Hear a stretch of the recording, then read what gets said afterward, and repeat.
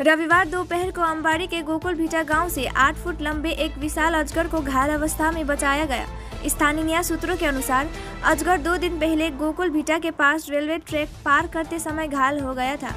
रविवार को स्थानीय लोगों ने एक झाड़ी के पास घायल अजगर को देखा और तुरंत कार्रवाई की।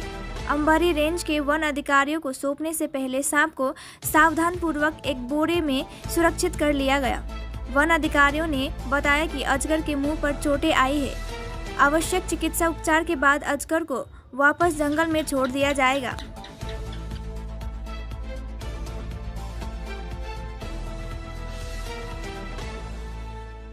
অনেক বড় একটা অজগর সাপ ধরা পড়ছে।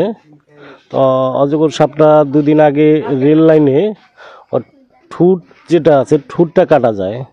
ঠুট কাটা যাওয়ার পরে আমরা ফরেস্ট ডিপার্টমেন্টে খবর দেওয়ার পরে ওনারা আসছিল। ওনারা আসার পরে সাপটিকে আর পাওয়া যায়নি, ওখানটায় জঙ্গলে চলে গেছিলো বোধহয়। আজকে 2 দিন পরে আজকে আমাদের বাড়ির সামনে রাস্তার মধ্যে এসে শুয়েছিল। তো আমরা ওকে সযত্নভাবে রেখে আমরা ফরেস্ট ডিপার্টমেন্টের ওনাদেরকে খবর দিই। ওনারা খুব দ্রুত তাড়াতাড়ি চলে এসে সাপটিকে উদ্ধার করছে। সাপটা খুব আহত অবস্থায় আছে। ওনাদেরকে জিজ্ঞেস করলাম, ওনারা বললো যে সাপটি আমরা ট্রিটমেন্ট করব, ট্রিটমেন্টের পরে সম্পূর্ণভাবে সুস্থ হয়ে যাবে। এলাকায় তো অনেক এরকম অজগর সাপ দেখা যায়। হ্যাঁ, বন দপ্তরই আসে। এনাদেরকে ফোন করার সাথে সাথে এনারা কোনো সময় এরকম না যে এখন না একটু পরে আসছি, ওনারা একদম খুব দ্রুতভাবে চলে আসে।